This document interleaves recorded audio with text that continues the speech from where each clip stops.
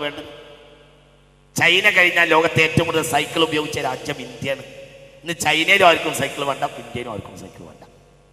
Cycle വേണ്ട, അതിനോട് വ്യായാമവും ഇല്ല. ഒന്ന് ഇത് നമ്മൾ വളരെ പ്രധാനമായി മനസ്സിലാക്കണം. ഇതിനെ പിന്നെയോ ഇന്ന് ഈ പെട്രോളിയം ഉൽപ്പന്നങ്ങൾ കത്തിച്ചത് കൊണ്ടുണ്ടായ വലിയ നാശങ്ങൾ ലോകത്ത് വന്നിരിക്കുകയാണ്. അതാണ് ലഹറൽ ഫസാദു ഫിൽ ബർരി വൽ ബഹരി ബിമാ കസബത് ഐദിൻ നാസ്.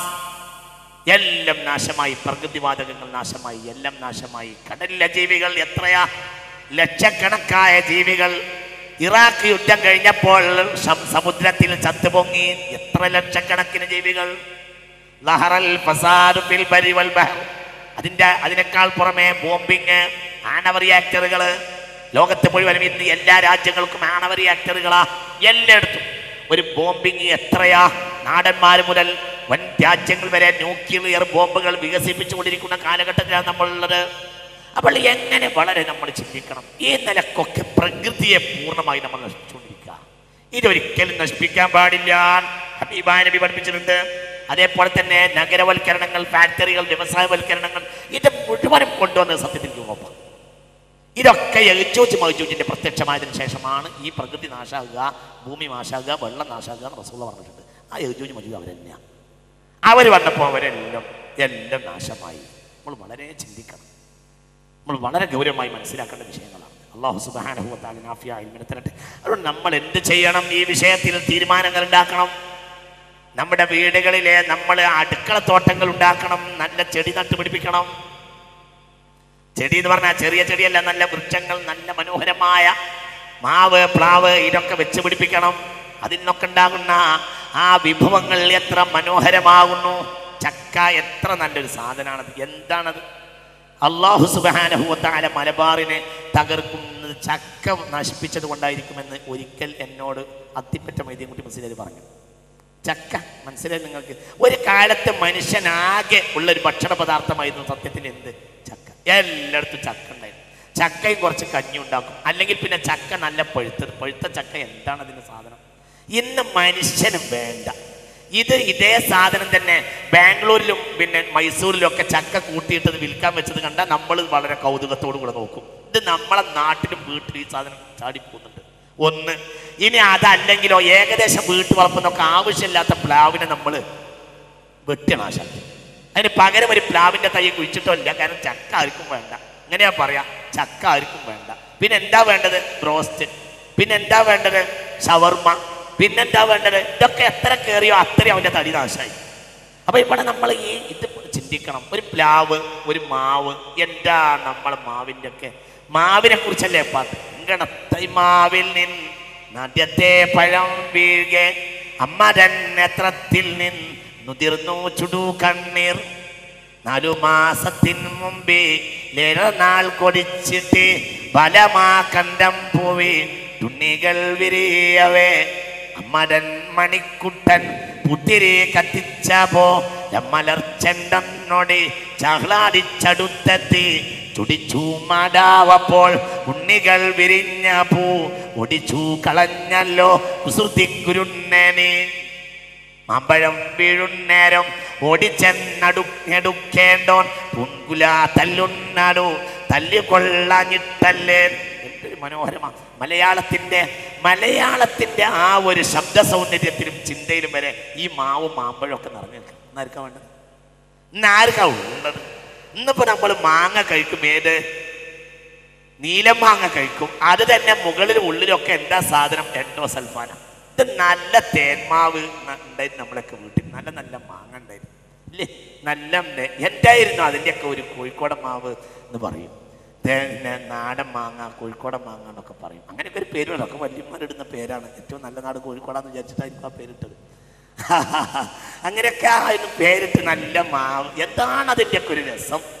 എന്താണ് അതങ്ങ് വയറങ്ങോട്ട് നിറയില്ല. ചില മാങ്ങകളൊക്കെ കഴിച്ചാൽ ഒരു സോക്കടില്ല.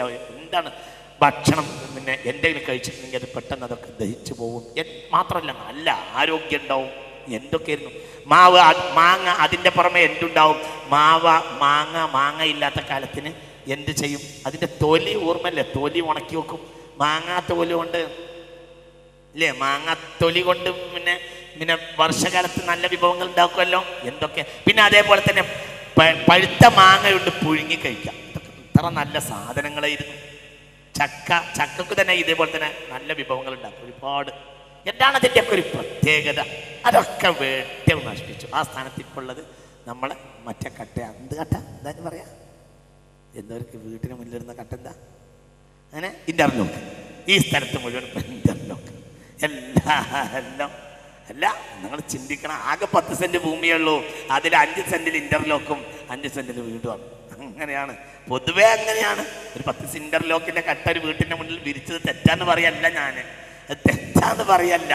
അത് സ്വാഭാവികമായി മനുഷ്യന്മാർ ചെയ്യാം. പക്ഷേ ആകെ 10 സെന്റ് ഉള്ളത് 5 സെന്റ് ഇന്റർലോക്ക് ആക്കിയാലോ? അതാണ് ഞാൻ പറഞ്ഞ അവസ്ഥ. അല്ലാതെ ഇത് ചെയ്യുന്നതിന് അതിന് തെറ്റൊന്നും ഉണ്ട് എന്ന് പറയല്ല. അപ്പോൾ ഇവിടെയൊക്കെ നമ്മൾ ചിന്തിക്കണം. മനുഷ്യന്മാരങ്ങോട്ട് നാശമായി. ഇതൊക്കെ നാശി പ്രകൃതി മുഴുവൻ നശിപ്പിച്ചു. ഒന്നുമില്ല. കിണറിൽ വെള്ളം ഉണ്ടാവാണ്, എൻ്റെ ഉടനെ വെള്ളം ഉണ്ടാവുക. വെള്ളം താഴാനുള്ള വല്ല വഴിയുണ്ട് ചെയ്ത് വെച്ചിട്ടുണ്ടോ? അതില്ല, ഒന്നുമില്ല. പിന്നെയോ അതിൻ്റെ പ്രകൃതിയിലെ ഈ ചൂട് ഇല്ലാതാകാൻ വല്ലതും ചെയ്ത് അത് മുഹമ്മദ് നബിയുടെ ഈ കാർബൺ ഡൈ ഓക്സൈഡ് എന്നുള്ള ഇതൊന്നും വ്യവച്ഛേദിച്ച് പറയുന്നതിൻ്റെയും സഹസ്രാബ്ദങ്ങൾക്ക് മുമ്പ് സയ്യിദുനാ മുഹമ്മദ് സ്വല്ലല്ലാഹു അലൈഹി വസല്ലമ തങ്ങൾ അത് പറഞ്ഞു വെച്ചിരുന്നു. മുസ്തഫ നബി പറഞ്ഞു, ഇതാണ് ഇത് റസൂലുള്ള പറഞ്ഞു വെച്ചു. ലോകത്തെ ആ ഇക്കോളജിക്കൽ ബാലൻസ് എന്ന് പറയും. ആ ഇക്കോളജിക്കൽ ബാലൻസ് നിയന്ത്രിക്കലിന്റെ ബേസാണ് ഞാൻ ഈ പറഞ്ഞത്, കാർബൺ നിയന്ത്രിക്കുക. എന്നാൽ ഇന്ന് അതിന് യാതൊരു നിർവാഹമില്ല.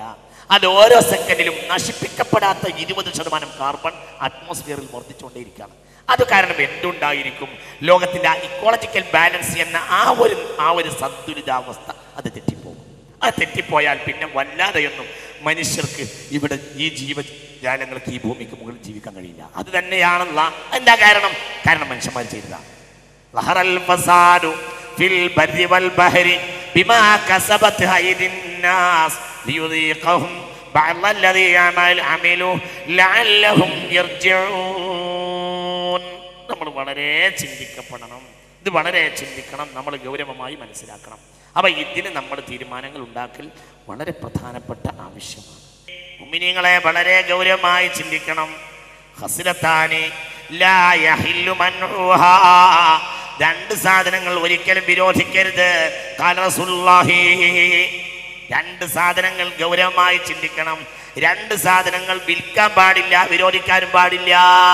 വിൽക്കാനും പാടില്ല, ശ്രദ്ധിക്കണേ, വിൽക്കാനും പാടില്ല, വിരോധിക്കാനും പാടില്ല. 2 സാധനം. ഒന്ന് അൽമാഉ വന്നാറു, ഒന്ന് തീയ്, ഒന്ന് വെള്ളം. വെള്ളം വിൽക്കാൻ പാടില്ല. മുസ്തഫ നബി പഠിപ്പിച്ചു ഏറ്റവും വലിയ വിൽപ്പന ഇതാണ്, വെള്ളത്തിൻ്റെ വില. ഒന്ന് വെള്ളത്തിന് എത്ര വില ഉണ്ട് എന്ന് പഠിപ്പിക്കുക. 2 വില കൊടുത്ത് വാങ്ങേണ്ട കാലഘട്ടമായി എന്ന് പഠിപ്പിക്കാം. ഇതാണ് ഈ വെള്ളത്തിൻ്റെ വില. ഹബീബായ റസൂലുള്ളാഹി പറഞ്ഞു, ലാ തബിഉൽ മാ, വെള്ളത്തെ വിൽക്കരുത്. ഖാല റസൂലുള്ളാഹി. വെള്ളം വിൽക്കുകയും വാങ്ങുകയും ചെയ്യേണ്ട സാധനമേ അല്ല. അതെല്ലാവരുടെയും ഇതിൽ പൊതു സമ്പത്താണ്. അത് കാവേരിയിലെ വെള്ളം ഇങ്ങോട്ട് കിടക്കാൻ പാടില്ല, മറ്റൊരു അങ്ങോട്ട് കിടക്കാൻ പറയാൻ പാടില്ല. ഇത് എല്ലാവരുടേതുമാണ്. എല്ലാവരുടെയും പൊതു സമ്പത്താണ് ലോകത്തിൻ്റെ. ശ്രദ്ധിക്കുക. ഇസ്നാനി ഖസ്ലത്താനി, 2 കാര്യങ്ങളുണ്ട്. ലാ യഹില്ലു മൻഉഹുമാ, ആ 2 കാര്യത്തെയും തടയാൻ പാടില്ല. ഏതാണ് 2 കാര്യം? ആ 2 കാര്യം അൽ മാഉ വന്നാർ. ഖാല റസൂലുള്ളാഹി. അതൊന്ന് വെള്ളമാണ്, ഒന്ന് തീയാണ്.